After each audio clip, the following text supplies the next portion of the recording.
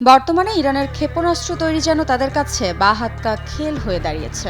মাটির নিচে বা উপরে সব জায়গাতেই নিজেদের আধিপত্য দেখাতে যেন ব্যস্ত হয়ে পড়েছে দেশটি। একের পর এক ক্ষেপণাস্ত্র ভান্ডার উন্মোচন করেই যাচ্ছে ইরান। তাদের এই অস্ত্র ভান্ডার শুধু পরিমাণেই নয়, বরং কার্যকারিতা আর দক্ষতাতেও অতুলনীয়। এবার এই ক্ষেপণাস্ত্র তৈরির জন্য চীন থেকে ক্ষেপণাস্ত্র তৈরির উপকরণ আনছে ইরান। ইতিমধ্যে 1000 টন চীনা তৈরি রাসায়নিক বহনকারী দুটি জাহাজের মধ্যে প্রথমটি 13 ফেব্রুয়ারি ইরানের আব্বাস বন্দরে নোঙর করেছে। এসব রাসায়নিক ইরানের সামরিক ক্ষেপণাস্ত্র কর্মসূচির জ্বালানির জন্য গুরুত্বপূর্ণ উপাদান বলে ধারণা করা হচ্ছে। সম্প্রতি মাটির নিচে বিশাল ক্ষেপণাস্ত্রের শহর তৈরি করে সাড়া ফেলেছিল ইরান, যার একটি ভিডিও সামাজিক যোগাযোগ মাধ্যমে বেশ ভাইরাল হয়েছিল। তেহরানের শক্তিশালী সব ক্ষেপণাস্ত্রের পাশাপাশি যেখানে মজুত রয়েছে নতুন প্রযুক্তির বহু মিসাইল, সারি সারি স্তূপে মিসাইল ঠাসা স্থাপনাটি দেখে বোঝার উপায় নেই এর অবস্থান মাটির গভীরে। অবিশ্বাস্য হলেও এমনই এক ভূগর্ভস্থ প্রতিরক্ষা অবকাঠামো তৈরি করেছে ইরান। অত্যাধুনিক প্রযুক্তির মিসাইলে সুসজ্জিত মাটির গভীরে ক্ষেপণাস্ত্র ভান্ডার। সুরক্ষিত এই স্থাপনায় রয়েছে ইমাদ, কদর ও কিয়ামের মতো ক্ষেপণাস্ত্রেরও মজুদ। তেহরানের দাবি, শত্রুর কাছে অপরিচিত এমন ক্ষেপণাস্ত্র রাখা হয়েছে ভূগর্ভস্থ অবকাঠামোটিতে, যেখান থেকে হামলা চালানো যাবে মধ্যপ্রাচ্যের যে কোনো প্রান্তে। গত বছর ইরানের গুরুত্বপূর্ণ স্থাপনাগুলোতে ইসরায়েলের বিধ্বংসী হামলার পর তেহরানের ক্ষেপণাস্ত্র উৎপাদন স্বাভাবিক অবস্থায় ফিরে এসেছে, এটি তার ইঙ্গিত। দুটি ইউরোপীয় গোয়েন্দা সূত্রের মতে, গোলবান জাহাজটি 3 সপ্তাহ আগে চীনের তাইচাং বন্দর থেকে 1000 টনের সোডিয়াম পারক্লোরেটর চালান নিয়ে যাত্রা শুরু করে। এই রাসায়নিক ইরানের মধ্যপাল্লার প্রচলিত ক্ষেপণাস্ত্রকে শক্তি প্রদানকারী কঠিন প্রোপেল্যান্ট উৎপাদনের প্রধান অগ্রদূত।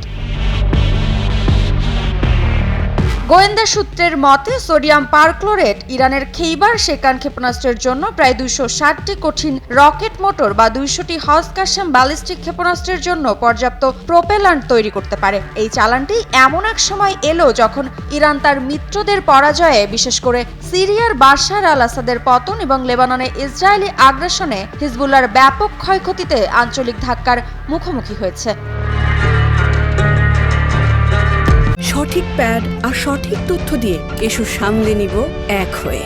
Mona Lisa sanitary napkin. 2024 সালের অক্টোবরে ইরানের ক্ষেপণাস্ত্র উৎপাদন স্থাপনায় ইসরায়েলি হামলার পরে কিছুটা পশ্চিমা বিশেষজ্ঞরা বলেছিলেন, ইরানের সলিড প্রোপেল্যান্ট উৎপাদন পুনরায় শুরু করতে কমপক্ষে 1 বছর সময় লাগতে পারে। তবে চীন থেকে আসা এই চালান ইঙ্গিত দেয় যে ইরান তার ক্ষেপণাস্ত্র উৎপাদন থেকে খুব বেশি দূরে নয়, অথবা তারা ইতিমধ্যেই ফিরে আসতে পারে। ইরানের অস্ত্র সরঞ্জামের বড় যোগানদাতা রাশিয়া হলেও এবার ইরানের পাশে চীন। স্টকহোম ইন্টারন্যাশনাল পিস রিসার্চ ইনস্টিটিউটের 2024 সালের এপ্রিলে প্রকাশিত তথ্য অনুযায়ী শুধু 2023 সালেই ইরান $1000 কোটি বেশি খরচ করেছে অস্ত্রের পেছনে। গ্লোবাল ফায়ার পাওয়ারের হিসেবে বছরে $995 কোটি বাজেট বরাদ্দ করা হয় ইরানের সামরিক খাতে।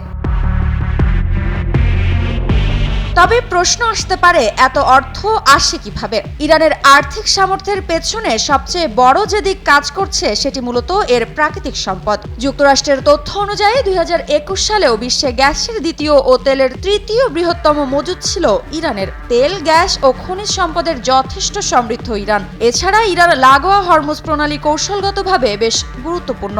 34 কিলোমিটার প্রশস্ত এই অংশ দিয়ে বিশ্বের 21% তেলের সরবরাহ হয়। মজার বিষয় হলো, ইরানের জ্বালানি কেন্দ্র করে নানাবিধ নিষেধাজ্ঞা থাকলেও খোদ আমেরিকাও তাদের জ্বালানি কেনে। মাঝে 10 বছর পুরোপুরি বন্ধ থাকলেও গত 4 বছরে কিছু তেল ও পেট্রোলিয়াম পণ্য কিনেছে তারা, যেটা প্রকাশ করেছে আমেরিকাই।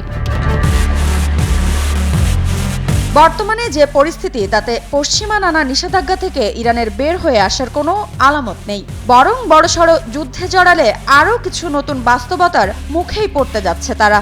হয়তো নিজেদের ওপর আক্রমণ ঠেকাতে অথবা শত্রুকে ভয় দেখাতে একের পর এক এসব ক্ষেপণাস্ত্র তৈরি করছে ইরান।